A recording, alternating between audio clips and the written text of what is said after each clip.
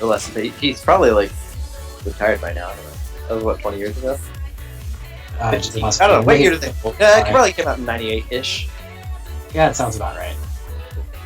But yeah, that was. Jeez, imagine how different it would have been without multiplayer. Yeah. Oh, jeez, you're not messing around. No, I'm not. I built this. You got a nice board there. It'd be a shame if someone froze it. Oh baby. Oh man, I don't want to build a snowman in Mare. Just want to build my board. All right, give me extra cards. I heard the Zero Power is okay. Yeah, that's a pretty good card.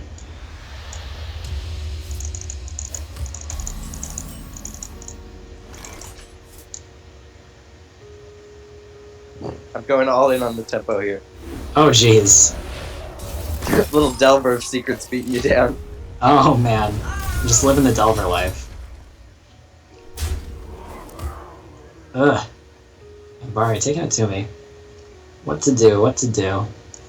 I feel like the chat and the stream's gonna be a little angry about this game. I don't see how. We are working for the people. Chat, if you're enjoying 30 on 30 random cards, please spam Kappa, but not too much because it causes my computer to overheat. Spamming Kappa and Franker Z may be liable to just make my computer explode. Hey, do you have a demon? No. Okay.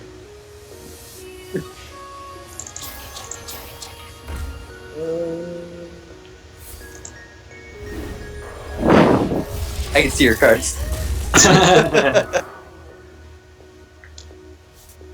Oh jeez, this looks good. I should play this on the ladder. Yeah, Secret Keeper and all. Alright. Okay, I don't think I can beat that. That's pretty great. I wasted all my freezes on your 1-2s. Perfect. Do I want to clear? No, go to face. Probably will.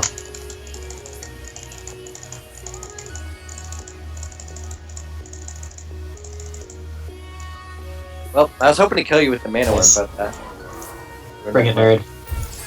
Oh, come on! I guess we just like play a bigger guy. I don't know. Don't That's play cards. Better not. Huh. Well then. Do.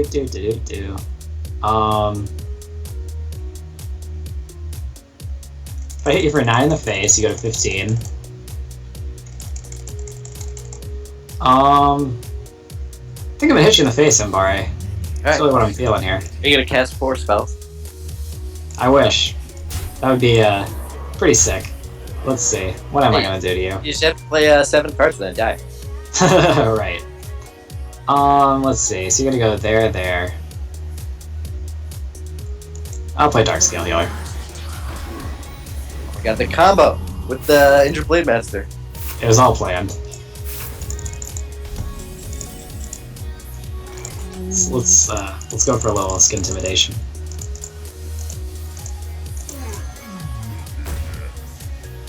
Boulder Fist Ogre, nice curve. That's a good card. Good card. Yes, it is.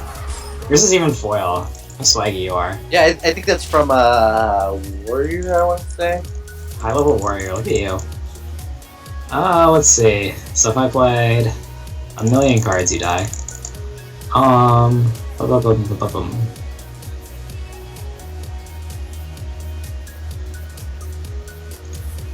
Alternatively, if I hit you in the face, you go to 8.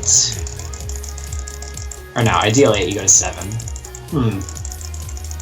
Decisions, Mbare. I think I like this line. I'm dead. Am I dead? Do you have my Not quite. fireball? Hellfire. Oh god. Cool cards. Pyroblast.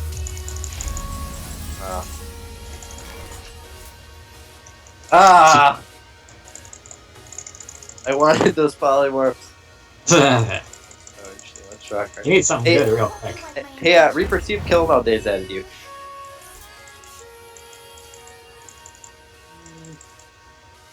He has not. Okay, I just shot him a message.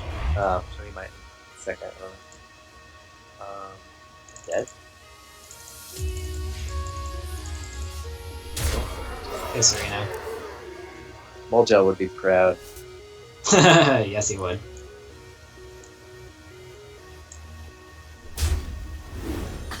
He's gaining life. Okay. Exactly. All I need was a lot of negative and matter. Alright, okay. Well, I had Antonitis come next turn, but I wasted all my spells in the first 2 turns, so... Antonitis, jeez. I think I went maybe a little too all in on the Mana Worm. Possible. I was like, oh, I have spells, I should just cast them all. It seemed really good at the time. Your guy gets bigger. If I didn't have Void Challenge Doomguard, or Void Collar Doomguard, it might have been a different tale. That's a pretty big tempo swing, yeah. Yeah. So that was cool. I've never done 30 random cards before. Alright, we're going to take a little break on the stream until the next bracket begins, so we'll be back with the casters in just a few minutes.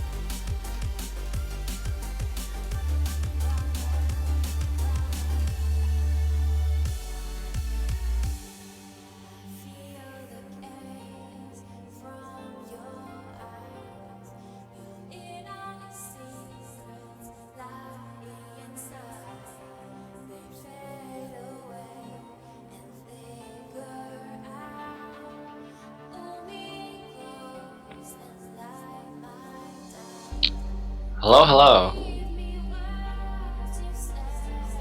Hello, hello. Looks like we have Astrogation and Kyle Lewis, or rather Ambari, my mistake, joining us again for a little more casting. Apologies that we haven't had casting in a little while there. Just sorting through a few issues in our brackets, but we will be getting into the single elimination finals bracket immediately. I'm excited. Let me bring up the bracket right now.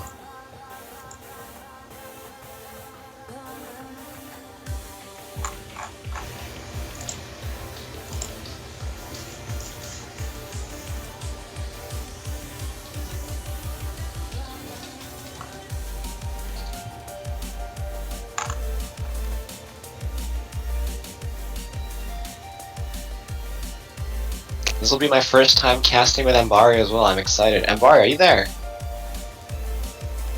Doesn't look like Ambari is in the call just yet. Oh. But I'm looking at the bracket here also.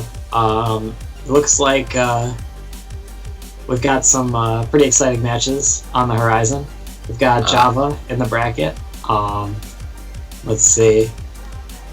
We've got Moljel, of course. My boy with the buy round. Mojel's your boy? Well, he is now. Moljel, he tore some people up with Space Hunter earlier. I don't think we saw him drop a game with his Space Hunter, actually. That takes much skill. Hey, player moves only from Moljel. Moljel's a player, don't doubt. Wait, how does Koroneko have a crown? Is that just an avatar picture, or is that like a crown because he won something? Beats me, actually. Or maybe it's just a custom avatar. It could be. It could be. Do you get the crown for being best girl in Ore Emo? I don't know if anybody's gonna get the but I don't know. It's probably there's a couple people with custom avatars. So I'm going to assume it's a custom avatar. Seems sound. Yeah, there are pictures and such.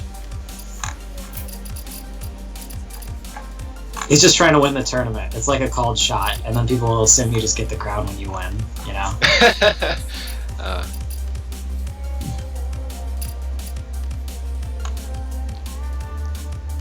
Dude, Faust, I love your voice. Your voice is so soothing. I was listening to some of the earlier casts, I was just like, dude, this guy is so soothing. Oh, you're too kind. I hate hearing my own voice on tape, so... Really? Oh, really? Why? Yeah. I don't know. I think everyone does, kind of, because it doesn't sound the same as the way I hear it in my head, you know? Oh, so, that's true. Yeah. I don't know. I think that's how it has something to do with your voice vibrating in the air, and then versus like when you talk, right? When you hear yourself, like the vibrations, like it's directly through your head. Like, it doesn't filter through the air before going into something like that. I don't know. It's weird. Yeah, that could be. I don't know. It could be that, or it could be psychological. I don't know. Like you hear like when you listen to your voice on like a tape recorder, like you have hard proof. Like there it is. But like you hear your regular voice like all the time, so you're just not used to it. But I don't know. Wow. Interesting question, anyway. Much research needs to be done. We won't do that now because we are not scientists. We are Hearthstone players. Precisely. So we'll stick to Hearthstone. Wait, although we can test things in Hearthstone for science as well. That's absolutely right. We can be scientists if we want. That's true. You know, they yell for mad scientist, man. Yells for science all the time. He's dedicated to the cause.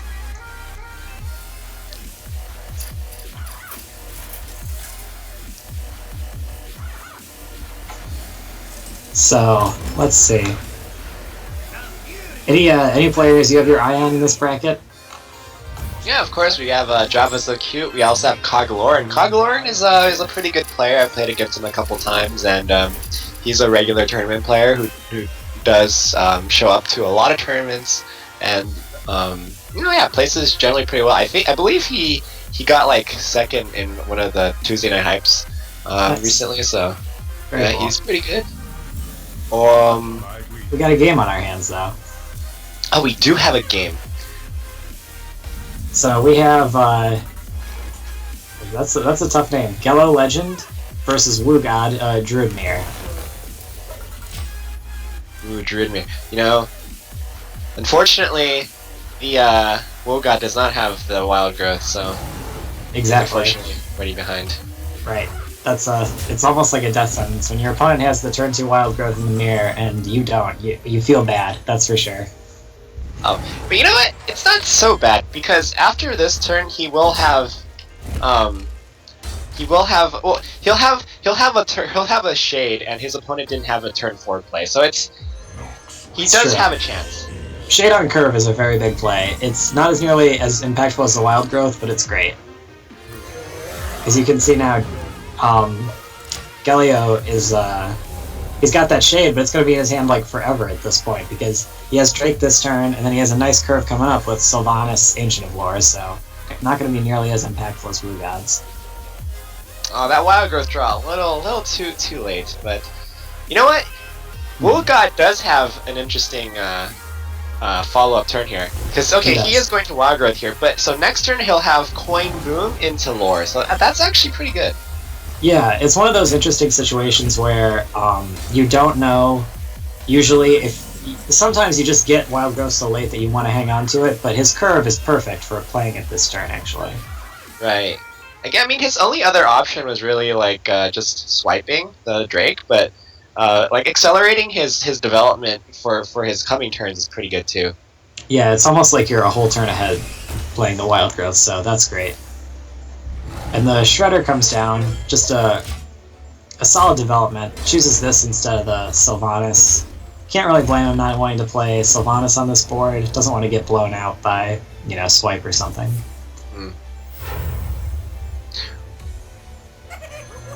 There's the Coin Boom.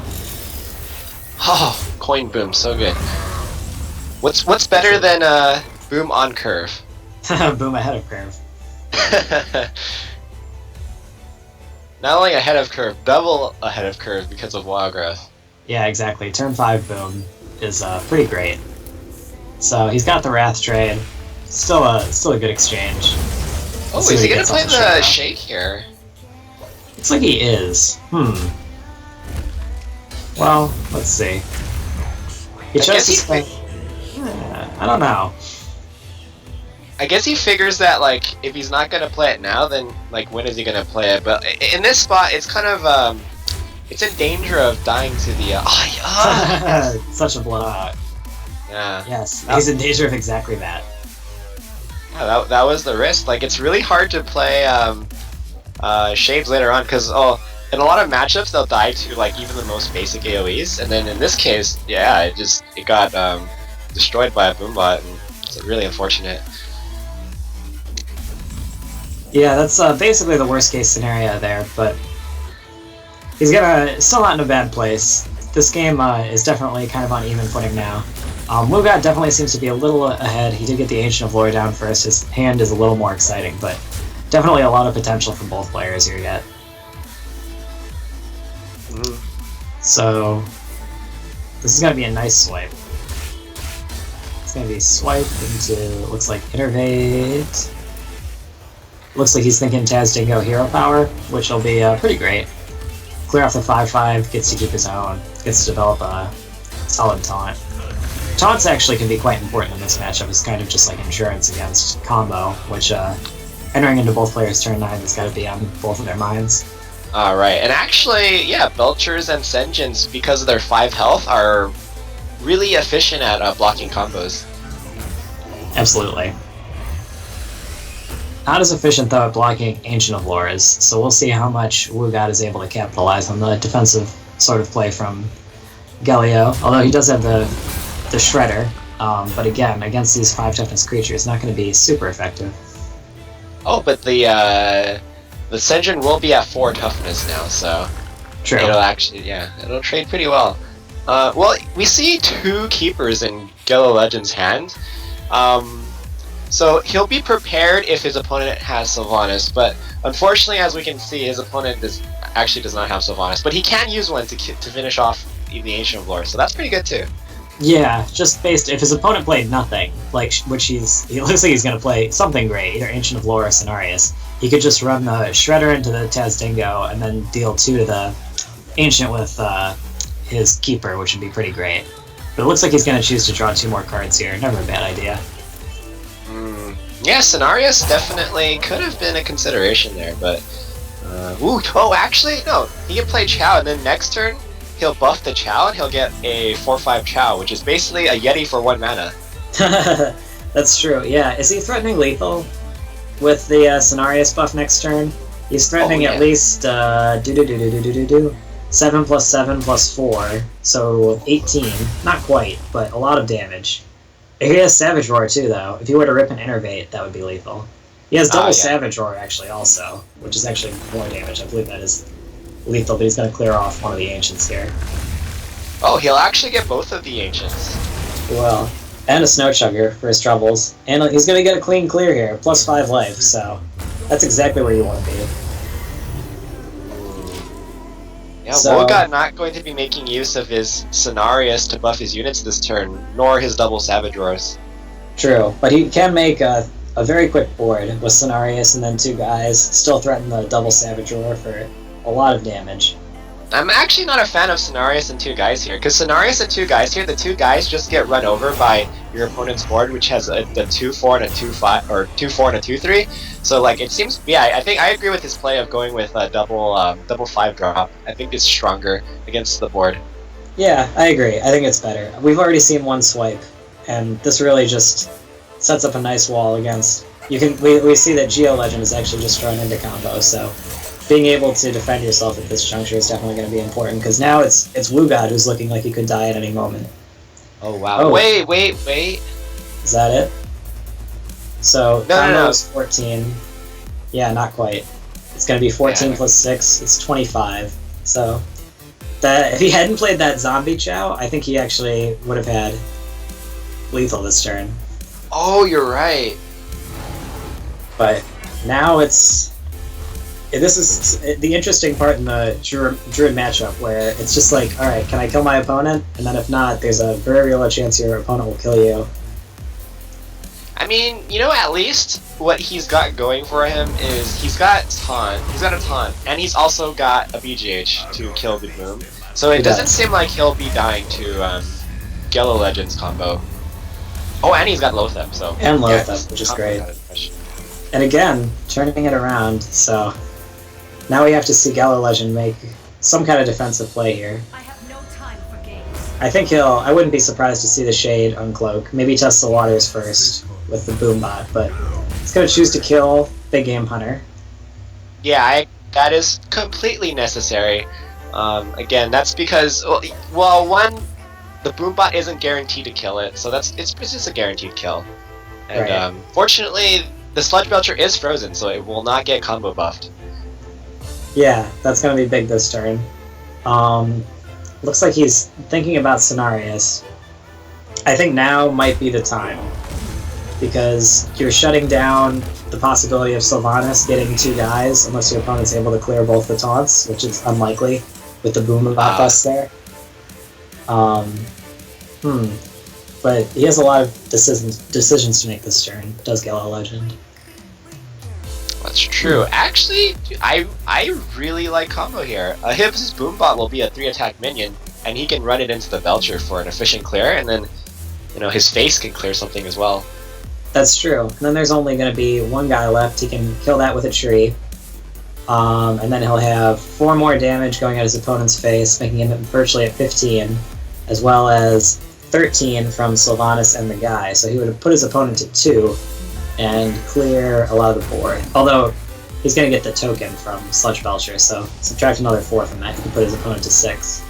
Actually, with that line of play, he could have also ran Sylvanas into Lothep and then just stolen the Cenarius as well.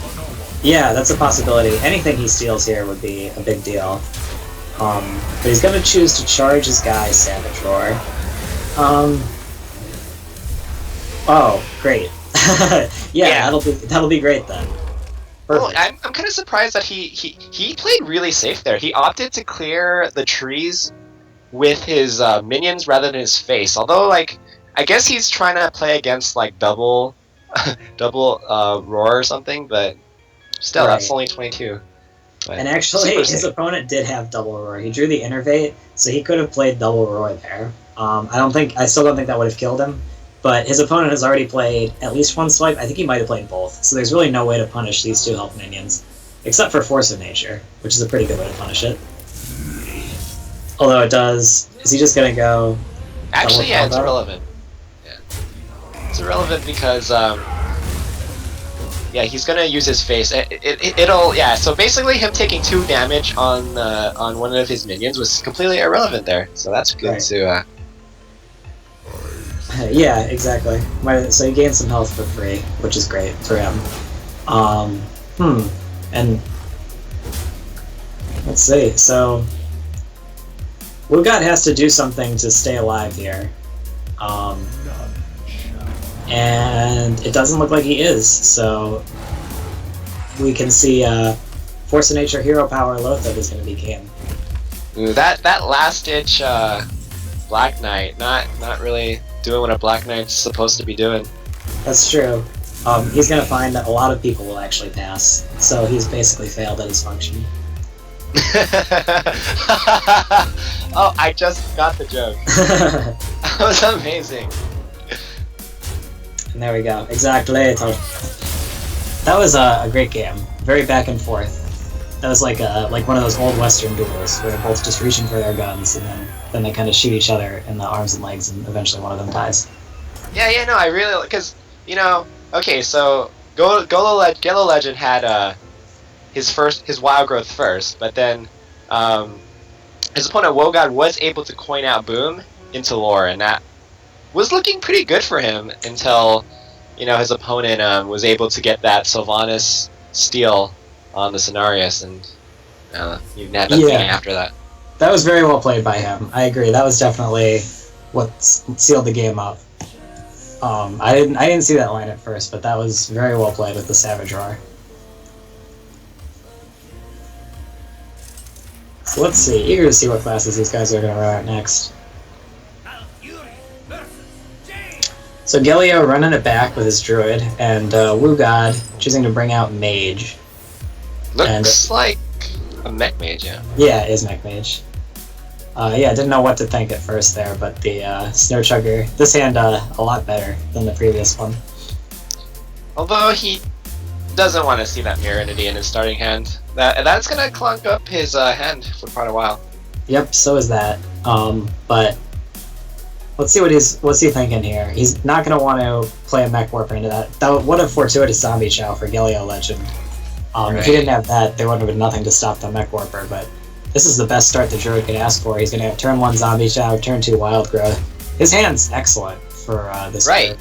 And, you know, even if his opponent had coined out, like, Chugger or Mech Warper, he did have the Wrath, so he didn't even need to... He could have decided to not Wild Growth, could have Wrath, still would have had a turn 3 to follow up without the Wild Growth. So, his hand was perfect for every situation. Yeah, absolutely. That couldn't have gone better for him. And now he's facing up against a scary board. That Wild Growth not going to be very good here, but he's still going to have great answers. He's going to be able to Wrath this Mech Warper down. He can kill the Clockwork Gnome with impunity. Is he going to choose to kill with the Hero Power? I think that might be a good line. Yeah. Then he can trade with the Snow Chugger more effectively. And, So, yeah. the board's even. Which is where you want to be as the Druid. Wow, that was not what he wanted to draw. Not one bit. Yeah, I mean, Wogod essentially played all of his early game there, and since Gelo was able to deal with it, like, it's... Yeah, that was really rough for Wugod. The fact that he had Wrath really set it off, but no matter what, it was going to be hard for him to combat this Zombie Chow, and he still has it, but this is going to be actually a pretty good Mirror Entity for him. There wasn't really any way for Gelio to turn this around, and he was actually able to play that on curve when there really wasn't anything more exciting, so this could be his opportunity to turn things around. It is going to be an easy way to clear that Chow. Oh, wow, he does have the Blast Mage here. Could the blowout happen? Is the dream real? Oh my, this is a 50-50 chance here. No! Oh, never lucky. Not even a single point. Wow. No, That's, but actually, he doesn't even mind that because, like, what's his opponent gonna do? He's in a good place, don't get me wrong, but the blowout potential there was high. And it looks like actually, is Galio? Yeah, Galio is going to choose to functionally trade that off at this point as a good die to a easy hero power. Right. You know, I was thinking that WoGod, because he had such a clunky hand in the beginning, you know, I was like, well, this seems like one of those games where, you know, Mech Mage just has bad draws, isn't going to really be able to, you know, maintain pressure until he gets to, you know, Boom and Tinnitus, but man, that Blast Mage. Yeah, right on time. Absolutely. He actually had a decent curve, because if you consider, he basically played a Shade on turn 3, and then a Blast Mage on turn 4. After that insane turn 2 that he had, like this ended up being, it went from looking very bad for WoGod to having a very good turn. Part of the reason why this Mech Mage deck is just so powerful. Right. So we got a Psy Guy into a Noyatron into a hero power. Pretty good use of your turn 6 mana, considering your turn 7 is looking pretty wonderful. Threatening. Right. And you know what? He even Halo. used his armor plating to keep the Blast Mage alive rather than saving it for Archmage and Tinnitus. He was like, dude, I don't even need it. Yeah, that's a controversial play, but I think it was wise in this case. You're getting so much value out of having that 5-2 there, and your opponent doesn't really have a good way to deal with it. I think it's going to be worthwhile for him, especially considering you want to play Boom this turn.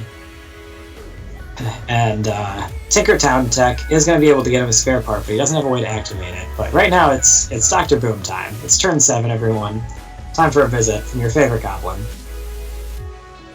He certainly is my favorite goblin. Yeah, I mean, what's not to like? 2 bombs, 7/7, and turn 7. That's the time. That's the hour of Boom. And does Gallo Legend have a way to deal with this? Yeah, it looks like he can keep Rit for 2 and then just run a Shade in, but at what cost? And then Loatheb. Oh, he's going face. A little aggressive, but can't really blame him at this point. You're on a short clock. You're very afraid of fireballs and such, so you're not getting done by killing your opponent's board at this point. Yeah, so WoGod's been holding on to his Archmage and Tinnitus for quite some time. Like, for all Gallo Legend knows, that could be a fireball. Exactly. And this is going to be a good turn for him. Hopefully a good, perfect spare part. That's the best spare part. Wow, and he gets stealth. That's Right. This actually worked out perfectly for WoGod, because he couldn't have comboed with Antonidas this turn anyway due to the Loatheb. And Gallo Legend is going to kind of get a little punished for playing that Loatheb a turn before he had to. But again, he's scared of Fireball. So big swipe here. And this is going to be another very good game here. We're getting some great games out of these two players. It's still very much up in the air. We see a total board of Gallo Legend, but it's about to be Fireball City here. His assistance is indeed required, and it's going to go into the cloak field. Well played, indeed.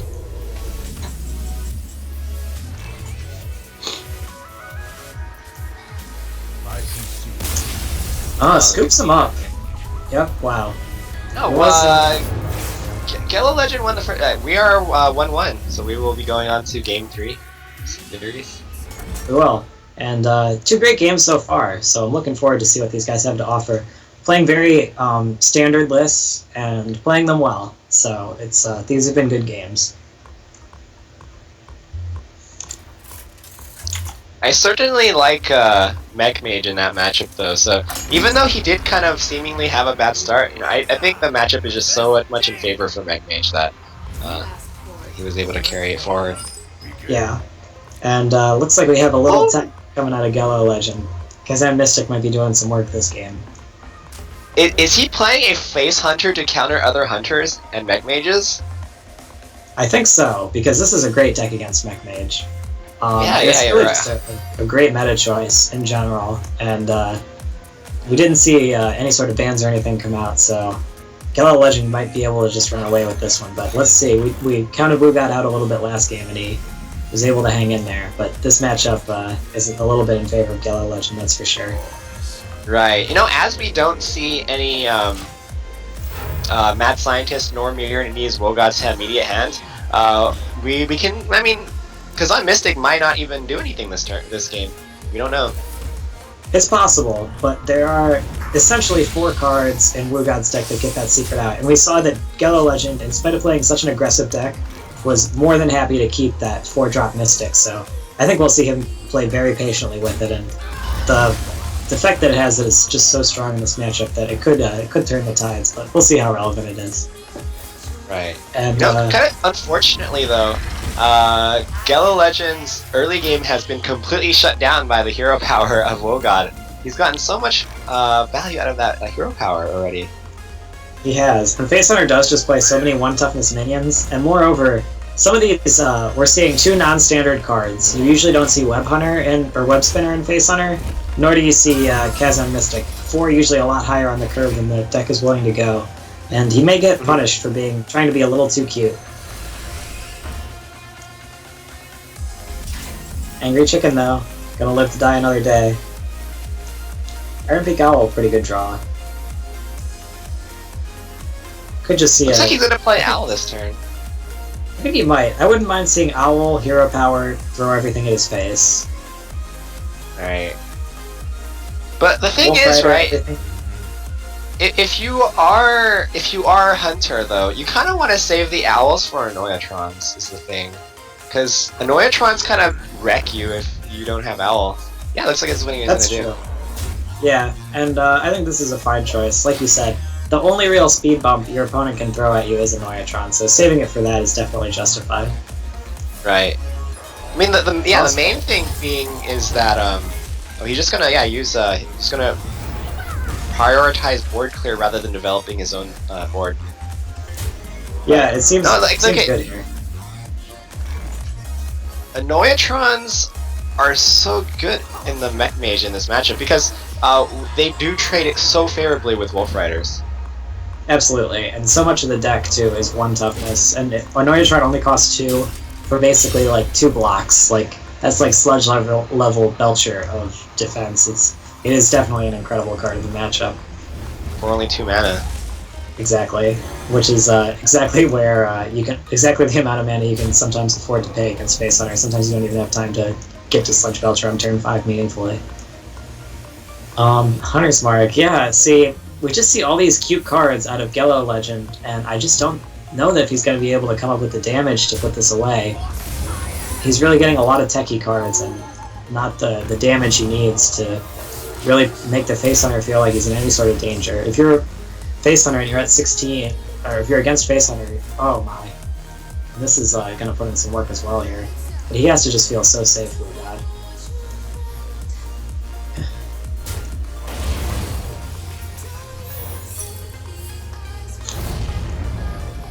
Gello able to fend off against those 2 minions, but as we can see, Wogod still has a complete hand full of minions as well. Oh, he's just gonna go ahead and play the Archmage. Yeah, that's very aggressive, but he already saw the 1 Hunter's Mark come out. You really can't expect to see a lot of removal. I mean, your opponent's not going to double kill command your Antonitis, so this is a risk I think you can afford to take. Right, and now he's just gonna, is this lethal? If you top deck a Fireball, I believe it's lethal. Oh. He can take it to 6, and then so he can attack for 6, play Frostbolt, or just say, yeah, you might as well. So, you know, actually, how about this? Reversing Switch, make your guy 7 power, you get a Fireball. Whirling Blades, make him 8, so you have 2 Fireballs, so you attack for 8, and then you can deal 9 with Frostbolt, Fireball. Not quite enough still. That's, 1 damage that's off 17. Yep. I think he just, board clear is kind of important here. Yeah, So you might as well.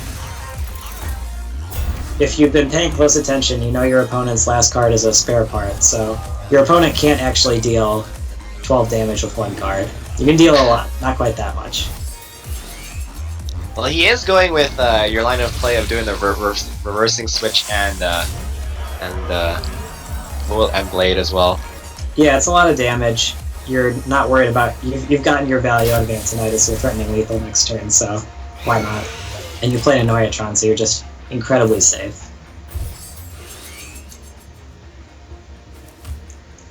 Base Hunter falling short here. That's what I like to see. Yep. I could take it either way. It's I don't know.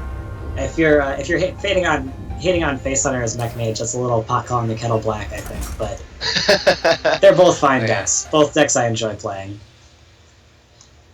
Me too. I finally got on the Mech Mage wagon kind of like early this season, mainly because Mage was my only class that wasn't level 60, so I finally got my Mage to level 60. I'm proud of myself. Nice, there you go.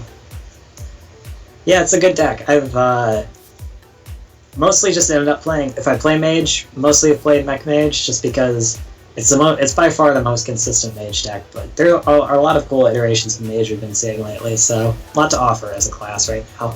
Whereas in previous seasons, pre-GVG, it definitely was very good in the arena, but not something we saw really much at all in Constructed other than the occasional Freeze Mage. That's true. Actually though, okay, like basically 2 days before the Undertaker nerf, I had built a Tempo Mage around Undertakers, and I actually made top 100 Legend with it. Did you really? And I don't know, it was like the best kept secret ever. Like, I don't know why nobody, I mean, I guess people were experimenting with Undertakers in Mage, but I don't know, I came up with a list that was pretty crazy. And fortunately 2 days later, Undertaker got nerfed and I had to scrap it. Yeah, unfortunate. But let's see, so we're coming into a game. We've got Java So Cute, your boy, versus Killin' All Day. So Killin' All Day, I think I've seen him in these tournaments before, but I can't say, and he's 169 Legend right now, which certainly says something. Ooh, and he's playing Freeze Mage. How exciting. Very, very exciting. Actually, so we just have word that they are currently 1-1 in the series. So this is the game decider. It is. How do you feel about this matchup? This can be, I think this one is a little bit tricky as far as combo and Ice Block. I think this is pretty favored towards combo Druid. Yeah, from my personal experience. You just have so many ways to deal damage, both in like the form of direct damage with Swipe and even Keeper, because a lot of times you only need to deal 1 to 2 to pop the block. And of course, just huge burst potential. Most of the time, though, you'll be wanting to use your Keepers to silence the Doomsayers. So that's true too. Most of the time, they will not be doing damage to the face, unfortunately. Yeah, having a silence for that Doomsayer, though, is absolutely a big deal. I'm actually kind of surprised that Java didn't go for the charge there, but I think this works too, because I guess he's basically just playing around, like, being able to run into Scientist and then like frostbolting it or something. Yeah, I would say so.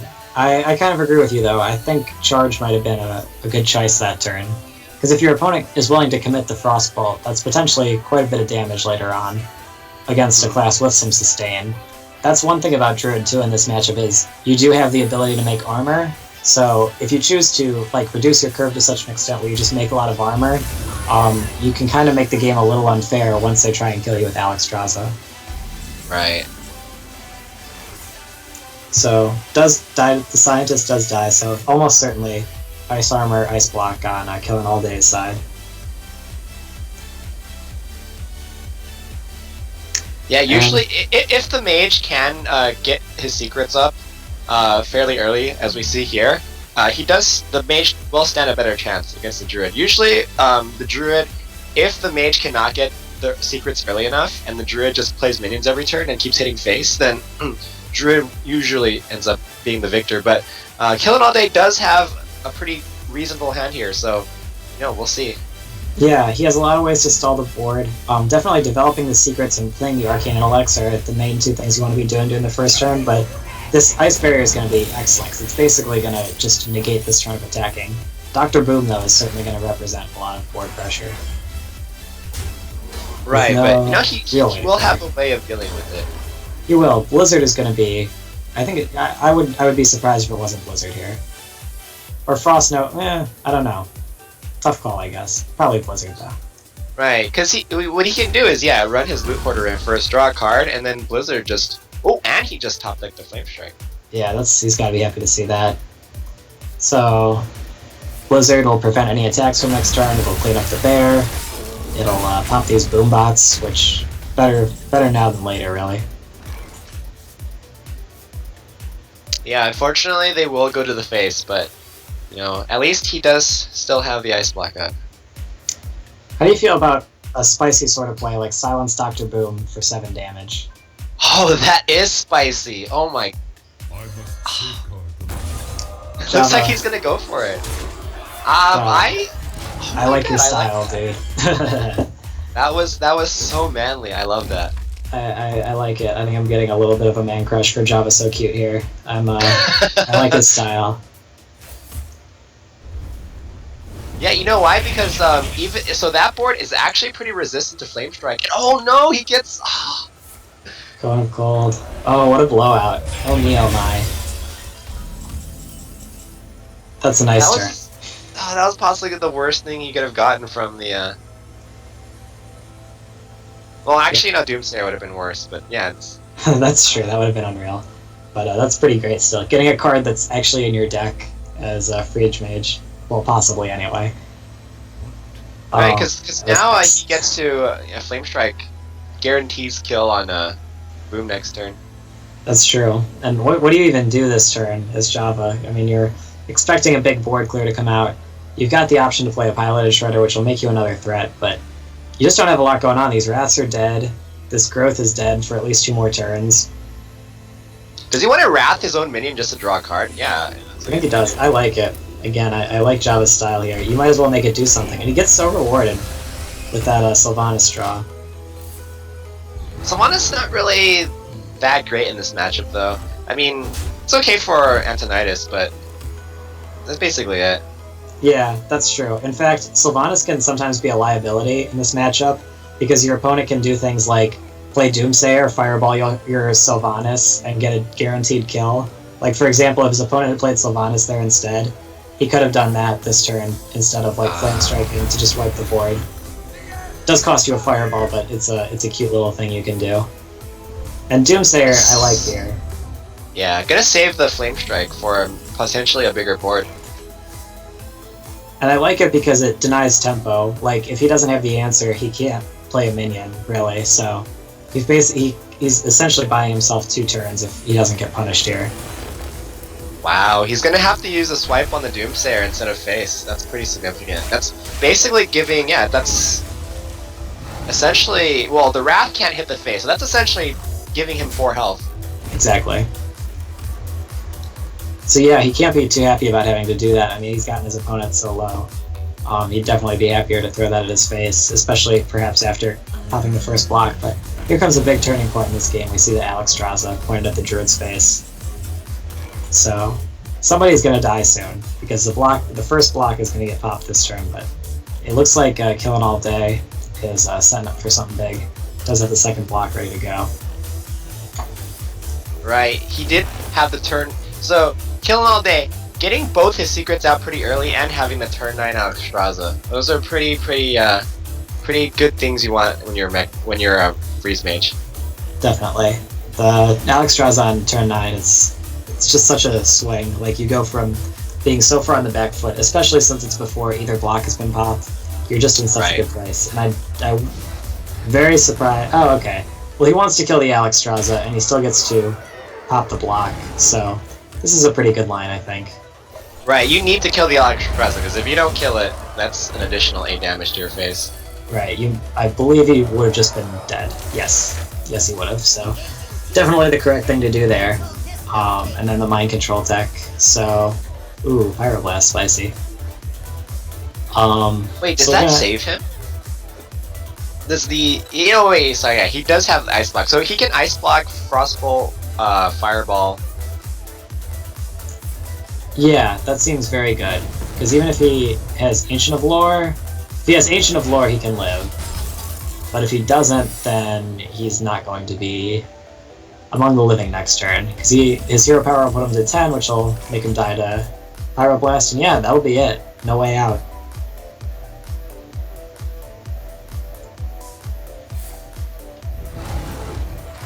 It's too bad his opponent doesn't have minions on board. He can't even roll for Vitality Totem.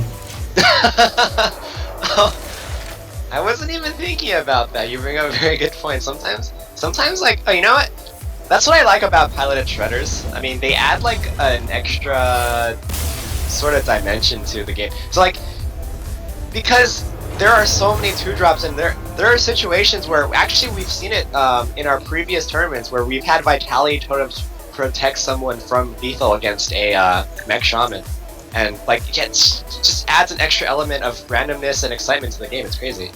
Yeah, and as much as it's random, it's also sort of consistent in a way, because you know you can expect like a 3-2 or a 2-3, but there's also those couple of crazy results. You can get like Flame Tongue Totem, Vitality Totem, Lightwell is usually a crazy one. Doomsayer is a very, you know, infuriating one sometimes. Weblord, you ever been blown out by Weblord? Oh, I have. Actually, like, dude, okay, sometimes, right, you have to think about the turn order in which you kill the Pilot Shredder, right? Because you don't want to play your minions and then kill it, and then it gets a Doomsayer, so then the minion you just played is dead. And then sometimes, like, you decide to kill it first, and then they get a Mana Wraith, or they get Weblord, and then you can't play the minion that you're gonna play. So it's exactly. like, yeah. Sometimes, yeah, that's the exact thing. Is where you're like, oh, I'm gonna be so good. I'm playing around Doomsayer, and then they just get Weblord or Mana Wraith, and the blowouts ensue. This is why Reynard can stream, because of Pilot. Oh god.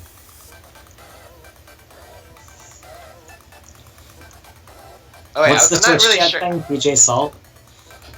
Yeah, PJ Salt. I just turned off my fan. I'm not sure if you guys could hear the fan. Hopefully not, but I just turned it off. I couldn't hear it, so I don't think they could hear it, but... Alright, that sounds good. I'm turning it back on then. It is hot in California. Dude, it is hot in California again. It's like, what, did winter just... Yeah, winter ended, it's spring now. It's already getting super hot in California. Jeez, nice life. California, living the Bay life over there. California heat wave. I don't know, man. I don't know. I sweat too much. Also, my computer is like a freaking oven, and so my room is usually pretty. That would be the Fine. one thing that would be bad. Yeah, I hadn't thought of that. That's one thing about living in Cleveland. I didn't actually buy a cooling system for my fan. I just live in Cleveland instead. Wait, you don't have a cooling system on your computer? No, I'm just kidding. It's not that cold. No, I yeah. But it's actually nice. I was about to say, man. You know, if you lived in Antarctica, you wouldn't need to buy any cooling. You just No, but I would definitely need to buy a computer. Ah. Because I don't know what else I would do. But yeah, I don't know how the Hearthstone server lag is in Antarctica. But yeah, you probably wouldn't. Somebody do this for science. For science, yes. Go to Antarctica, see if you can just run the what do they call it when you just leave it open? I'm gonna look it up. I didn't even know that had a name, but so just run. No, there's a term for that. It's like it's like when you have an open build that you don't have a case, but basically. It's like going commando with your rig. Yeah.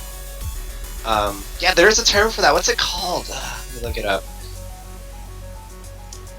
But guys, do this for science. Do it for Fireside Battles. Go to Antarctica. You know, get on the Twitter at Fireside Battles. Let us know about your open case computer in Antarctica. Really appreciate it. You're doing it for science. It's not as great as entity, but it's good. I'm trying to look it up. All I'm getting is like open rig, but I totally remember it having a cooler name than that. Probably it does. Who knows? I don't know. It's news to me, anyway. I had never heard of such a thing. Open rig sounds kind of cool, though. Sounds like a truck or something. Yeah, it's my open rig.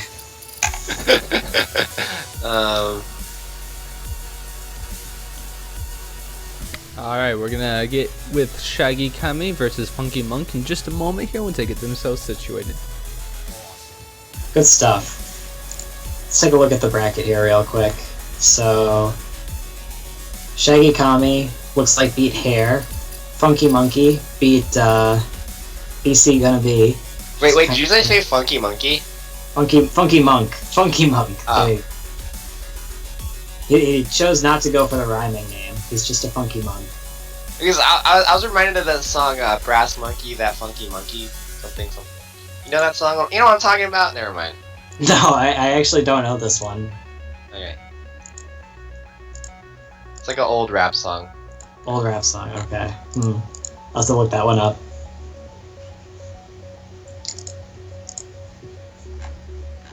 I wonder if Shaggy Kami. I bet you Shaggy Kami watches some anime.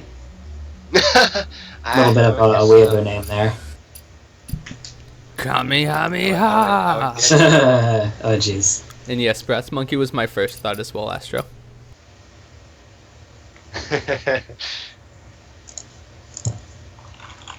I need to know about this song now. Brass Monkey, Funky Monkey.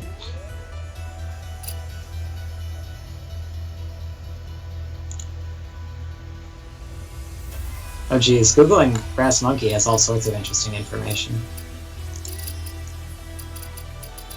Is this the Beastie Boys? I would assume so. I mean, it's kind of a. I forgot.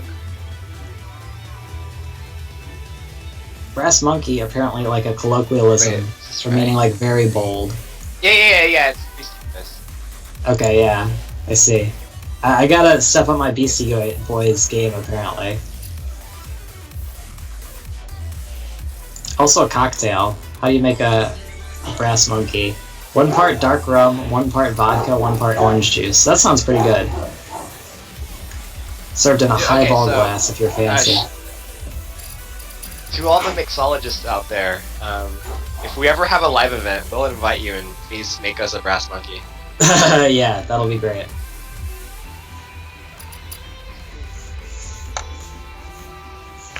That'll be our official drink. We'll get the fancy highball glasses and everything. Get Captain Morgan Black. That stuff's the bomb as far as dark rum goes. You ever have that? Nope. It's slightly different from a regular Captain Morgan, but it's worth trying. I usually drink everything and I don't pay attention to what I drink, so I'm just gonna say yes, I've had it before. That's a good policy, man. What a bay lifer.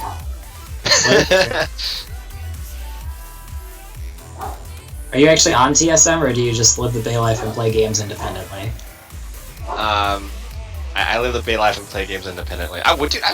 Who would not want to do that? Like, well, that's true. But, unfortunately, they have this thing called qualifications and qualifications. Qualifications are for doctors. Get out of here. Team requirements and stuff like that. We're thieves. Oh, come on. I watch Forsen stream. I'm not a pleb. I'm sure you would qualify.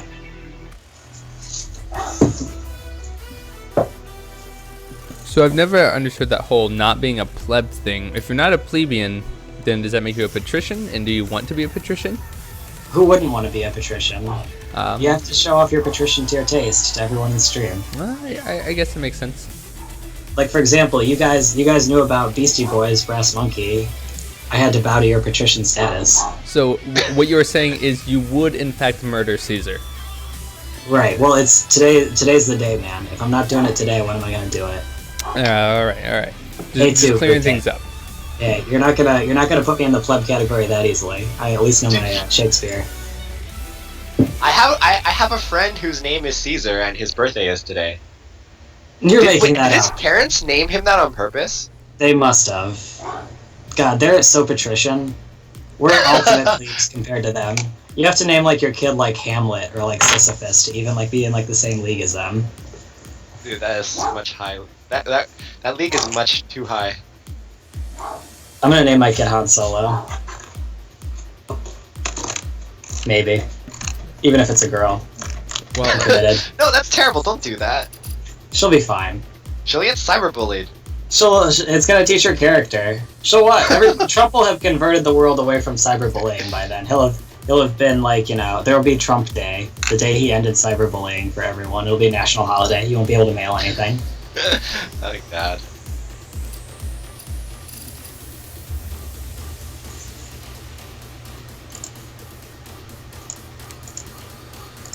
Well, any minute now, this game should be up. I'm not quite sure what they're doing since both the players appear to be ready, but Dude, Reaper, is your friend list full yet?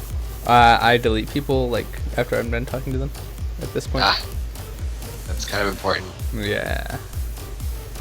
It's getting there though. There's so many people I keep on because I want to be able to, keep track of them, recognize them, invite them whenever we have events, but there's too many of you. So I'm sorry if I send you like 90 friend invites. So, we really need, like, I don't know, is it really that hard to expand the friends list? I mean, I'm not a programmer, so I wouldn't know this, but like... I don't know. Apparently we're not smart enough to have more than 9 deck slots, so... Yeah, I might be a plebe, but I think I would get confused if we had more friend slots. I don't know if that would really be good for the new player base. Wait, what? I don't... Oh, wait. What just happened? This is intended to be a deck slot. Yes. This is intended to be a deck slot joke. Oh. Because Blizzard has said in the past that the reason they don't want to give us more than 9 deck slots is because it would be it would alienate the new player base. Like, oh my god, what would I do with all these deck slots? I know, I would just... If I had opened Hearthstone for the first time, and I saw infinity deck slots, I would have just said, I can't do it. Yeah, I didn't come here to read them. No, dude. How about this? You make deck slots a payable, like, you know how League of Legends has, rune pages that you can pay for? Just do the same thing. Like, everybody wins. The new players won't have to have more than 9, and then everybody who wants it can pay for it, and then, like, they make money. What the... Dude, I'm a genius. That's true. I've heard that suggestion, actually, because I know Destiny wrote, like, an article about Blizzard and being so reluctant to do microtransactions. They would literally be swimming in money if they did that, but it'd be so tilting because, like, pick your deck. So, I don't know. It'd be maybe like a level reward or something. It'd be cool too. Yeah, I mean, okay, fine. If they were generous and nice and didn't want to charge for it, yeah, they can make it a reward, and dude, we'd all be happy. But we all know they want to make money, so like I don't even I'll pay for the slots. I don't care. I would pay too. Give me my slots. I'm a fiend. I would buy them, but I would prefer not to. But it would be a solution. More slots would be nice. Yeah, they make so many games. Like, they have to imagine that, like, their players, they're all, they're gonna have friends across multiple games, and like, 100 is just not enough.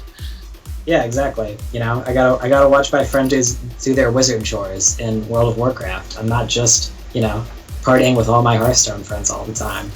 Alright. Looks like we are finally getting into this match. Woohoo. No, but okay, on that topic though, I have a friend who has no space for me because he has too many WoW friends. Hey man, that's a good problem to have. He's just a popular WoW player, what can you say? And what does that tell you about the status of Hearthstone players versus WoW players? I don't know. You can't do Elite Quest with Hearthstone players? Oh. Anywho, so we've got Druid versus Paladin. So let's see. We see Coghammer in Funky Monk's opener. That's not a card you see every day, but a strong one to be sure. Well, yeah, it tells us that he's more of a faster Paladin. Because like mid-range, see, there's like mid-range Paladin. You can float that. It floats around, but the thing is, like, there's so many different variations of mid-range Paladin that like some that include Coghammer, some that have Lay on Hands, some that don't have Lay on Hands. So like we can tell immediately that he's a faster Paladin. Right. One thing I think we may have seen there is, in Hearthstone, you can view how many cards your opponent mulligans, and this can sometimes be useful information. So really, even though it's kind of annoying, your opponent is playing tight by, waiting as long as possible to see how many cards you mulligan. There's a turn 2 which is great. I actually used to do that on ladder, and I actually don't do that anymore because it's way too try-hard for ladder. Yeah, it's a pain in the butt. I really think Blizzard should conceal mulligans for that exact reason. Like, it's just not worth slowing down the game that much. But I'd be surprised if it's not going to be anything but Wild Growth. We're just waiting for Shaggy Kami to click on Wild Growth, basically, at this point. not the best matchup for Zombie Chow either, out of the Paladin player. Like, it's probably going to deal some damage in net, but it's you want it for the aggro matchups, which this very much is not. Mm-hmm. I mean, it's okay, because it is still a minion. It is still a 2-attack minion, so... may as well just keep it in your opening hand. Yeah. Shaggy Kami might actually have not been trying to play really tight. He might be, like, making a sandwich and, like, just trying to take as long as possible on the first 2 turns so he can make a really big sandwich. So, yeah, what's better than playing Hearthstone, right? Playing Hearthstone while you're eating a sandwich. There you go. I made a delicious sandwich during the break. Haven't totally gotten to finish it yet, but, you know, it's gonna be great. Chet says, name my daughter Hope Solo, Kappa. I like the name Hope. That's not bad. I don't dislike it. Maybe I'll name my daughter after Twitch chat ideas. I think that's probably the thing. Get Twitch chat taking over the world, one daughter naming at a time. And my son will just be Kappa.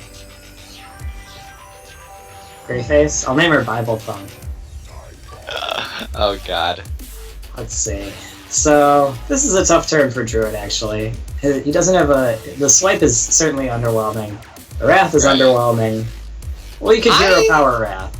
I do like Hero Power Wrath. You don't want to swipe here because you want to save swipe for the muster. Absolutely. So, yeah. Yeah, Hero Power Wrath has to be the best line. Because, like, you can always gain the life back later from the Zombie Chow, and you'd like to clear this mini-bot, you just have nothing better to do. Your hand is kind of clunky. Dude, if Shaggy Kami's in this, I want a piece of that sandwich, right? Yeah, this is gonna be like a legendary sandwich. I don't know if you watch Adventure Time, but this is like gonna be that one where Jake makes that killer sandwich, and then Magic Man throws it in that time bubble. I cried. No, I don't watch Adventure Time, but I've heard it's an amazing show. Yeah, you're missing out. It's certainly worth watching. So let's see. He does do our line. Good for him. Great minds think alike. And then plays the Cog Hammer here to turn the Zombie Chow into a pretty scary bro. 2-3 taunt to Vine Shield, nothing to sneeze at. Good draw, though. Shade Hero Power here, yes. Seems like by far the strongest. Take the 2 damage, but kill that Divine Shield. Right. Your hand is still clunky, but at least you've got stuff to do soon, and like you have no better way to spend your mana yet.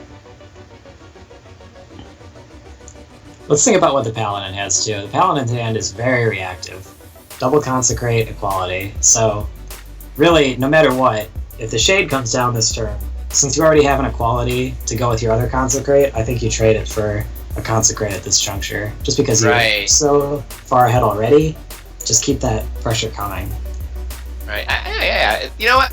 Consecrate on a Shade. You're trading 1 card for 1 card. It's not as bad as it sounds. I mean, obviously, it's an AoE. You want to clear more than one thing, but you know, it's still 1 for 1. Yeah, it's very fine, and I think a lot of more experienced players are more than willing to trade an AoE for 1 good card, especially when it's... Shade's just such an impactful 3-drop that having a way to deal with it on turn 2, it's just going to save you a lot of headache in the long run. Plus, he's putting on so much pressure. He's got his opponent down to 16 already. An Innervate will be a very welcome draw here, even if it'll just be a coin for Dr. Boom. Well, anything that gets your Boom out faster, I mean, come on, can you really go... You know, actually, so, you know, Boom is probably as strong as an 8-mana creature anyway, so it's like... Yes. I agree. I think that's got to be the play this turn. And that's another play that's hard to make. Much like Consecrate for 1, Innervate for 1 can often feel rough, but it's in this situation is one of those situations that's absolutely worth it. Like, it's just so good here. Putting yourself a full turn ahead when you have actually nothing else to do. I just want to see my favorite Goblin again. Your boy, Dr. Boom. Well, I call it... Dude, okay, so... as soon as JVG came out, when I opened my... I bought 60 packs immediately, and Golden Boom was one of my boys that opened in those first 60 packs. So that is why he is my favorite Goblin. That's very raw. Getting the foil legend is definitely sweet. And I'm very surprised here to see this hero power come out from Shaggy Kami. Yeah, I was not expecting that. Is he just gonna swipe then? I guess he wants to save his enemy. That's kind of greedy. Oh no, Wow. he's not even gonna Okay, swipe. so he just wanted to gain a life. I don't know, man. I think I'd rather have played Dr. Boom than have gained a life. Yeah. Because how much he wants to save the last charge of the weapon, which is understandable, I suppose. But now what? Innervate Cenarius? Yeah, that's certainly fine, but we could just see a quality Consecrate come down here just to keep the pressure coming in. Oh right. You know what? Actually, he doesn't even need to do that if he doesn't want to. He doesn't need to consecrate if he doesn't want to. That's true. He could just trade off the board, but he could conceivably just like go all the way with the zombie Chow, because if he equality consecrates, he can get in for up to 7 damage and put his opponent to 8 and threaten lethal next turn. Oh yeah, you're right. But It's you know a tough what? decision though. He does have the ability to clear the Chow, so you know he'll get the life back. Right. Yeah. Okay. So going to no, he doesn't have to trade off the zombie Chow here. Yeah, like I said, just use his weapon, and then he'll only need to trade off his 1/1. Yeah, that was a tight play. And this is a tough situation now for Shaggy Kami, because as we said at the beginning, he'd really rather save that swipe for a muster, but it looks like he will choose to just go Dr. Boom Chow here, which is going to be a fine turn. He's not going to get bursted down this turn. Dude, Paladin got that sick burst, yo. Well, now it has, you know, it used to be like that was your safety thing against Paladins. At least if you're not the unluckiest against Avenging Wrath, you're not going to get bursted down. But now with Muster for Battle Quartermaster, I mean, you can see it coming at least, but you can take a lot of damage real fast. You at least have 1 turn to deal with the 1/1s before they get mustered, but yeah. It's not like combo where it's like, oh, you don't even see it coming. Right, you're just actually dead. That's so Paladin really is one of the less bursty classes, but he's got a lot to think about this turn.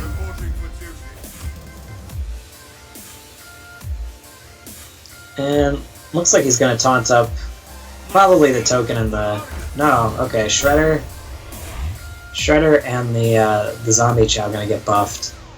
Perhaps in anticipation of just pushing through for that last bit of damage with the Quartermaster. He's going to put his opponent to 7. No space. Yes, indeed. So he's going to gain 5 life this turn. And I really like Swipe here. Swipe seems real good.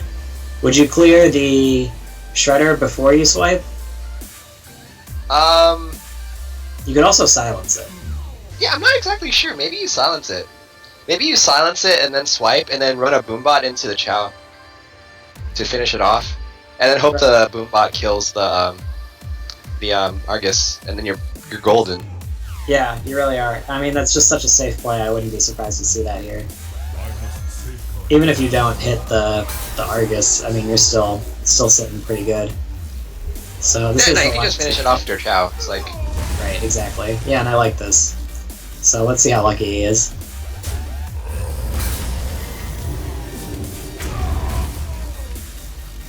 Wow. Okay. Good. He's awful lucky. Wait, what's the opposite of never lucky? I guess just always lucky. like Forsen's opponents. Just always lucky.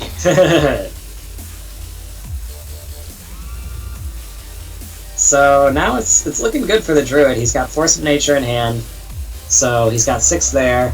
How much does he have on board? Looks like 12. So counting hero power, we have to see a good response out of the Paladin this turn. He has Consecrate, but he's not going to be able to clear the Chow for life. He has the option of playing Healbot, and of course Lay on Hands could be a very fine play. Yeah, usually, you know, Paladins do run 1 BGH, so fortunately he doesn't have it here. If he Lay on Hands though, he can draw it next turn and, you know, absorb a lot of the damage. True, he's got to be very concerned about his opponent just having combo though. You're certainly scared, but I don't think you have anything better, honestly. Yeah, because I mean, when you Consecrate here, you're only really clearing one thing, and so you're just protecting yourself from 3 extra damage, but you're dead regardless, so... Right. You could actually take more damage from Consecrating here, depending on what he rolls on the boom bot. Oh yeah, you're actually right, that's a good point. I didn't even think about that.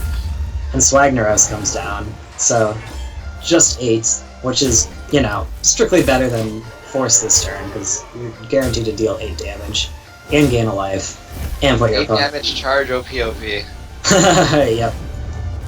OP's Pizzeria. And we've got True Silver Champion.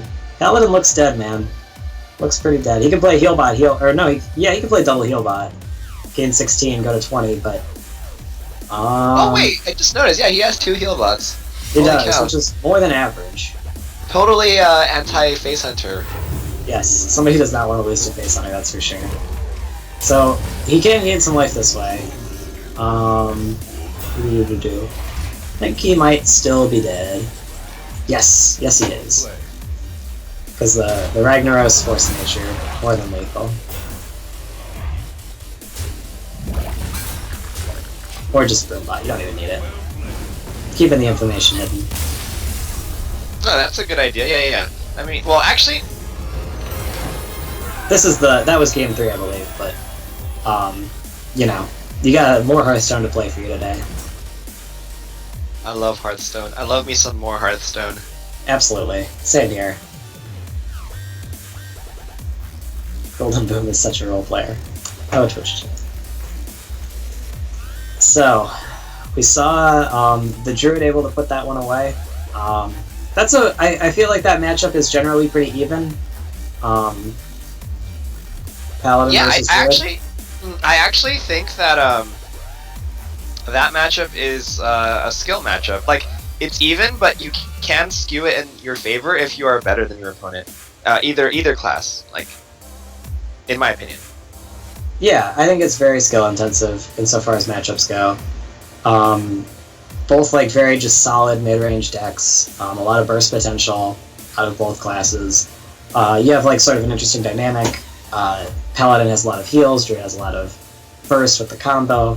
So it's a cool matchup. You usually see some pretty balanced games. That one, you know, towards the mid game, it could have definitely gone either way before we saw the Druid sort of run away with it there. Right.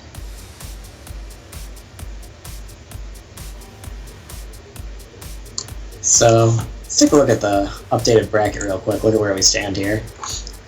So moving right along. Well, we have a person with a Chinese name in the semifinals already. We do. It's just like my ladder. So he was playing awful fast for one thing, and for another thing, 2-0ing his way through the bracket. Actually, didn't drop the game. Oh, past Wogod. Yeah, dude, we were just spectating Wogod, and then like that wasn't even that long ago, Yeah. and he's able to 2-0 Wogod and 2-0 Andori. Yeah, Like, that's in the pretty matter that impressive. Wow, yeah, 2 very good players that we were spectating. I'm looking forward to seeing this guy play. I bet he's running. I bet he's casting some Hunter hero powers. I would not be surprised. Looks like my boy Gonna do that Moldgel 2 was damage turn, eliminated. man. Rest in peace. Oh no, your boy. Yeah, boy down. But well fought, Moldgel. So we see the bans come out here. Funky Monk opting to ban out the Shaggy Kami's Druid. Can't blame him. Shaggy Kami put up a mean Druid fight that game. True. Hunter versus Druid, actually. If you're mid-range Hunter, which he was, saw the Savannah High lane there, I feel like you are maybe slightly favored, even. I'm a little bit surprised you chose to ban that. Unless he doesn't really want to play. I agree that mid-range Hunter is slightly favored there. It's actually, well, actually, they are favored, but a Druid can, if the Druid gets a good early game with chows and stuff, they can do pretty well as well. One thing about this is, I think this is kind of where you could derive another advantage. In this system where we have bans, if you see the Druid keep a card, and odds are good that card is like Wild Growth, or if you see them keep a couple cards, you might be more inclined to ban, just because the Druid with Wild Growth is so scary. But I'm excited to see this. We got some Nanoworms. Oh, Funky Monk is playing a sort of control-ish mage. And I think Shaggy Kami is also. This looks like a little bit of the secret Mana Worm mage we've been seeing on the ladder recently. So this should be an interesting game.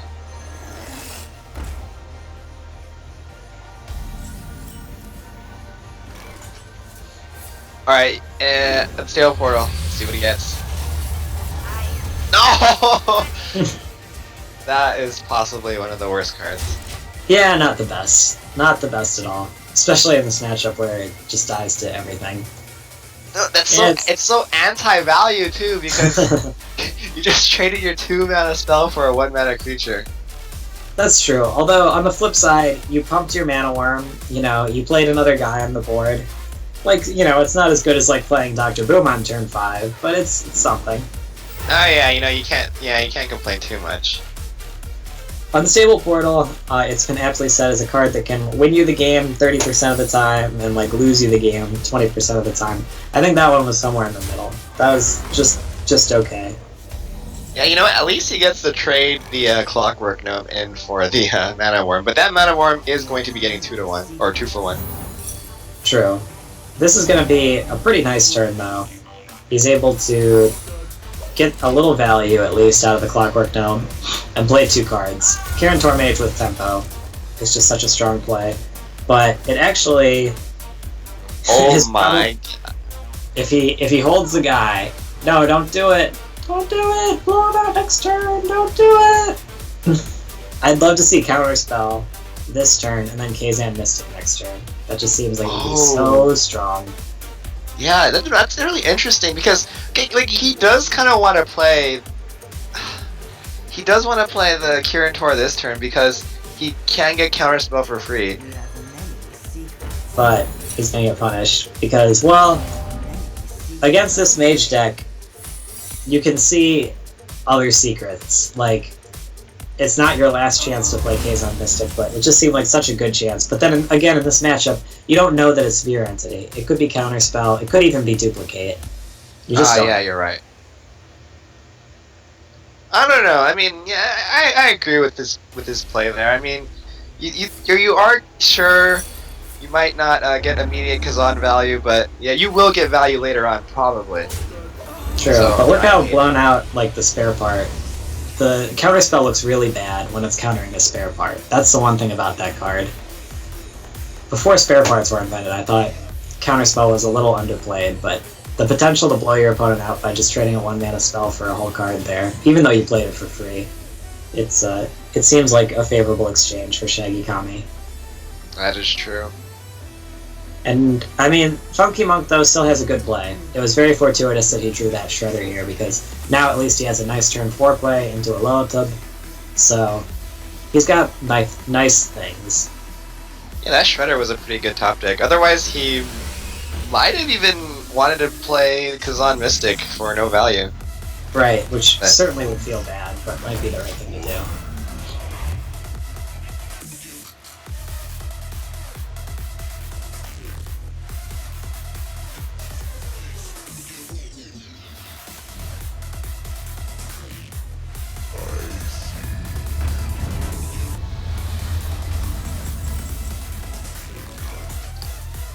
Ooh, Shaggy Kami's actually got some pretty exciting turns coming up.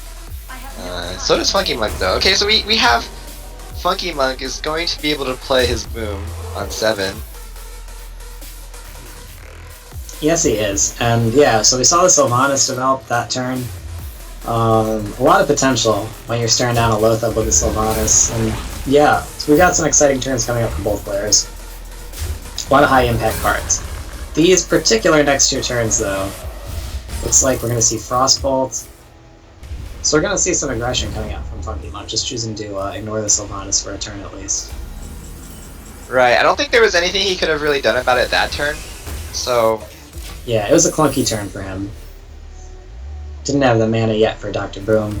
And now it's an interesting position to be in because, you know, here's the second secret. You might not get another chance, but nice counterspell. This should be a lot of value for you. You know, actually, would he have wanted to resolve the board tension first? So, like, before playing the Kazan Mystic, he could just get the Sylvanas to steal whatever came out of the Shredder, but now the Sylvanas can steal the Kazan Mystic instead, which on average is going to be better than the Shredder drop.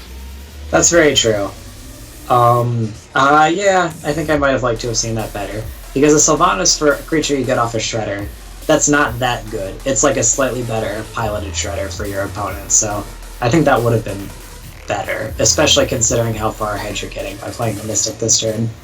Right. And you still have a 50% chance of that happening. I think he was just so excited. Oh my god. Wait, maybe he was fearing the duplicate. That could be possible too. Right, because he doesn't want to duplicate either Sylvanas nor piloted Shredder, so you take the secret first to play around duplicate. I guess, okay, never mind. Now that I'm thinking about it, that actually is not that bad. Yeah, I agree. If it was duplicate, you just get so blown out. And the fact that now you have a shielded minibot and your opponent has a Kazan Mystic instead of vice versa, that's okay. It's a lot better than getting blown out by duplicate. And this mirror entity is going to be very for Funky Monk here. Patient Assassin, though, going to doing work. pretty good there. Yep. But still a favorable trade for Funky Monk, as the Mystic is now in hero power range, so will not have proven to be too much of a threat. And what's the play? He could just trade that and play Dr. Boom, but it looks like he'll do this. Play Belcher maybe. Looks like he likes Belcher here. Yeah, I like Belcher there too because, well, one, this preserves your mini bot, and two, the Belcher is usually very good to play into Shredders. That's very true, yeah, because, it's not easy for the Shredder to get a clean kill on that. And in fact, we're going to see the Shredder not attack, so it does use the the Ragnaros. Yeah, that's fine though. Now you have Dr. Boom to play into Ragnaros, which is pretty good for you. You can even play the, well, he has hero power. Maybe before you do that, shield and minibot, and then hero power the golem. No, but it runs into that problem we were talking about earlier, right? What happens if a Mana Wraith comes out? Yeah, that's true. I guess you'd actually rather see a Doomsayer at this point. Okay, so Chat and Reaper were just asking if we stream. I stream sometimes. My Twitch name is SupFaust. Usually I stream to like an audience of like 2 or 3 people. But yeah, I stream Hearthstone sometimes. How about you? Yeah, actually, I'm involved in multiple streams. So I have my own personal stream, Astrogation 7. The most viewers I've ever had is around 50. And I've been streaming a lot of Hearthstone, but recently I've been streaming a lot of poker as well. Nice. I also stream for Twin Galaxies Live on Saturdays. We have fireside gatherings, and we do. Oh, I shouldn't go overly plugging that while we're here. Well, but basically, yeah, I do. I try to get involved as much as I can. I really love the video game community, and it's really fun for me. Very cool. So to catch up real quick, we saw the Dr. Boom come down. Shaggy Kami fireballs the Dr. Boom. And then the Ragnaros shot hit a Boombot. Boombot exploded for inconsequential damage. So we see a very tense situation still. We've got basically 2 mages at similar health. A Ragnaros ready for action. Looks like this will kill the Boombot, and then he's going to get a nice flame cannon here. Good result. Yeah, this is a good flame cannon. Best rolls possible for Shaggy Kami, both with the flame cannon and with the Boombot RNG there. Pretty great draw for Funky Monk, though. He can clear this Ragnaros if he likes. But I think he will have to. Well, maybe not. How hard do you YOLO here? You do, after all, only live one time. You can get in for 12 damage? No, you have to kill the damage. Ragnaros. When it's going card for card like this, you have to kill the Ragnaros. Yeah, we're getting to the point where you guys are just going to wipe in Molten Core, so I think you do have to kind of just trade down the board here. And you're ahead, you know, you're down 8 life, but you have a guy. I think you just have to do it. I think you're right. Right, yeah, you have a guy on board, and this is looking like an arena match, to be honest. It's like, you know, those arena matches where you go... And this is good Yeah. for Funky Monk here. Zombie Chow is certainly a favorable trade for Funky Monk. That 5 life will be welcome. Oh my god, Fireball. does he fireball the zombie chow? I think you might, because I mean, you're dealing at least 3. If your guy lives another turn, then you've done the same thing as fireballing his face. So as long as your guy lives for longer than 1 more turn, then you basically just break even. Yeah, you're playing mini golf at this point. I would have liked to have seen the fireball there, but actually he would have lost the gamble because here comes the flame cannon. Although, I mean, this is fine. You're not that scared of the zombie chow living, but now you're the guy without anything on the board, and you're at 12 life. Psy Guy, though, is great. Absolutely great. Presumably there's still a secret left in this deck. Because I think we've seen 2 secrets out of Funky Monk so far. Alright. He stole 1 and played 2. Right, if I remember correctly, he played his own counterspell earlier. Yes, I believe he's played 1 counterspell and 1 mirror entity, and he Yes, stole yes. a counterspell, yeah. Another side guy, though. I'm not sure, does Shaggy Kami have secrets left? Well, I guess we don't know either of these guys' deck lists, so it's hard to say. But I think he probably does. Ooh, that's a very nice thing. Wow, actually, yeah, Shaggy Kami gonna get punished for not trading in there. Yeah.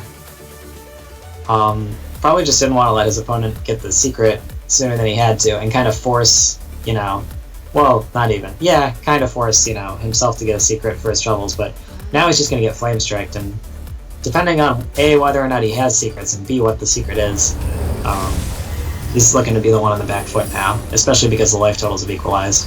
So there is a secret, looks like a mirror entity. So, this is still a tense situation. Frostbolt, interesting decision now here too. Do you kill the Psy Guy? I mean, killing the Psy Guy, if you don't kill it now, it's gonna be 2 damage a turn, and eventually it'll add up. Maybe he's just waiting, maybe he's just like, I'll take 2, but then we'll see what happens later. Yeah. I mean, you have time. And you don't want to give your opponent a secret either, but it looks like, yeah, he's gonna just choose to kill that, which is probably, oh yeah, this is excellent. Kill the scientist, steal the secret, feels great. Could be a backbreaking play out of Shaggy Kami there. Oh Really yeah, rewarding his patience. that was such a nice top deck right there. Yes it is. KT in the house. Jeez, but the mirror entity though. The mirror entity is real. Yeah, he can't play the Kel'Thuzad. Oh my god, the Gazan Mystic is so good! Yes it is. He just dies. Just straight up dies if he plays KT here. So I think a big motive behind this polymorph is to see what your opponent's got. So he's at least got counterspell.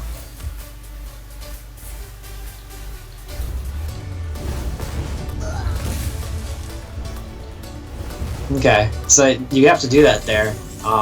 Funky Monk, he's doing the right thing. He just has to wait to draw something, basically, like something smaller than a Kel'Thuzad. And then the Lota Pyro Power, so threatening 2 turns of lethal. Wait, which accent is that? That's the Savitz accent. Oh, yes. My opponent played a Lota when I was 1 damage off lethal. Lota had it.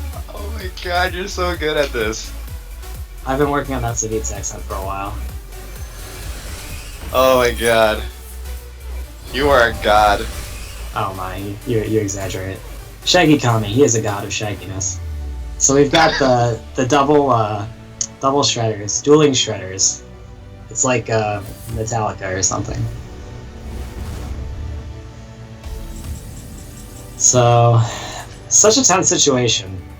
Oh, Shaggy Kami though is dude, that Belcher is going to be very, very good. And I think this is almost pretty much game. Yeah, this looks like it's about sealed up here. Threatening lethal. Kel'Thuzad would consume the entire turn because of Mana Wraith, your boy. Sludge Belcher, though, keep him alive for another turn. Yeah, that. But ultimately, though, Funky Monkey's going to need some way of dealing with the board, and I don't really see it happening. Here's a good one. Yeah, because it's going to trade so easily into this Belcher. He's going to develop the Doctor Boom. He's going to put his opponent to 7. I don't know what Funky Monk could have at this point. Even if Flame Strike is looking weak, which is not good. Yeah, the Well Played's coming out. This was a good game. Unstable Portal. How about one more RNG roll? Thankful for the Unstable Portal, as he should be. Taking all bets. It's an Armor Smith. Armor Smith, game alive.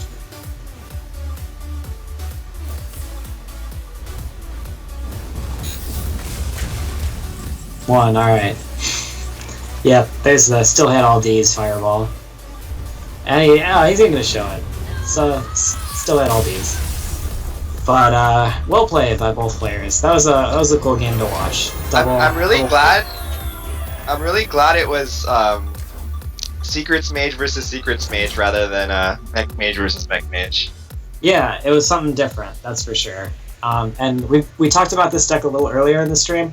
I know, I've seen a lot of this deck on ladder earlier. I don't know about you, but I've been seeing a lot more of this deck lately. Yeah. Same here. And I actually really like the deck. I mean, right now I only have one Mage deck in my list, but like, it's Mech Mage because I used it to get to level 60 Mage. But you know, I might if I ever decide to go for Golden Mage, this will be the deck that I'll be playing. Yeah, it looks fun, that's for sure, and it looks to be a bit more powerful than some of the previous mid-range-ish Mage decks we've seen. So it'll be cool to see more of that later in the tournament if people choose to run it out there. And I think it's a strong choice. I think the biggest weakness it has is that it prevents you from playing Mech Mage, but it's definitely a cool deck. Oh right. Wait, actually, so you know, earlier we were talking about how spare parts really negate the power of Counterspell, right? Right. So, what about like running Spellbender instead then? Yeah, that's an interesting idea. One thing about that though is there are a lot of spare parts that would still pop Spellbender. In fact, wouldn't all of them? I think all of them. Yeah, that's kind of an interesting thing. Yeah, I've never really thought about that before, but I think all spare parts target. But here's the thing, though, right? Because if you use a Spellbender, let's say they use a Rolling Blades. I think Spellbender's a 1/3, right? Yeah, so you get a 2/3. It's like yeah. So like you end up actually getting a 2/3.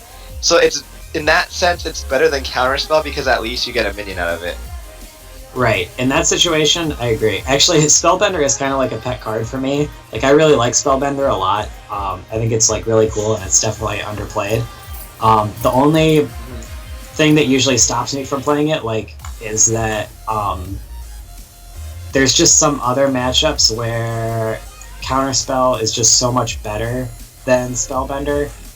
But then again, like, for example, take Hunter. Like, if you counter Animal Companion, that's great.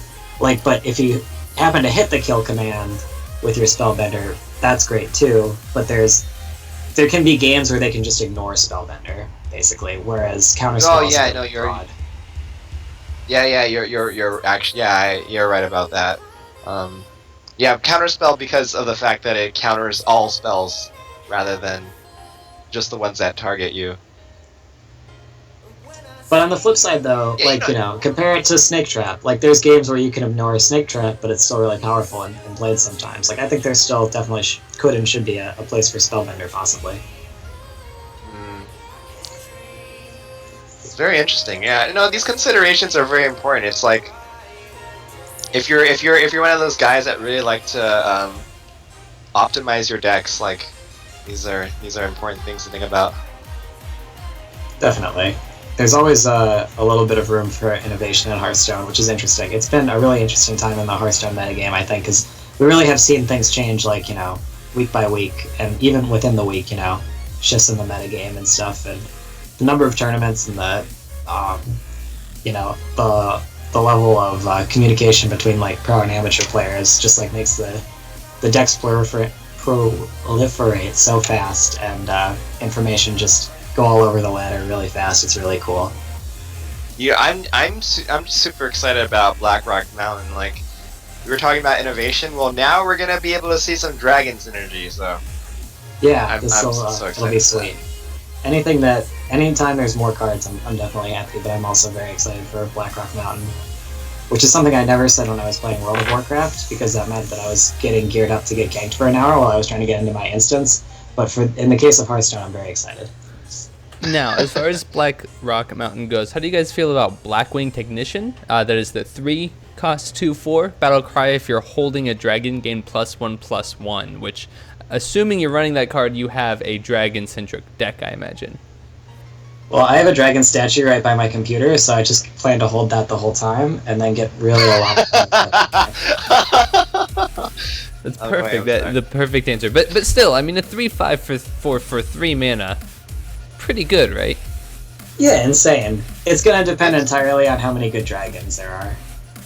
No, okay, so it is gonna be crazy. Well, Trump would really love that card because you're getting a 4 mana power card for 3 mana. It's like, oh my god, you're like basically ahead of curve. Yeah, I'm very interested to see how good the dragon deck will be, because I think it's gonna result in a situation where there's gonna be like dragon decks, like we saw Undertaker decks come out after Nax, and mech decks after GVG, to a lesser extent, of course, because there will be less cards.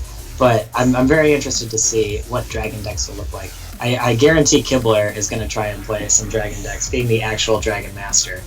Yeah, there's a lot of cool cards in here, like Grim Patron. I can definitely see dropping him turn 5 or turn 6 or something with a Whirlwind and maybe a Death Spike queued up, and you end up with like 4 Grim Patrons for 6 mana.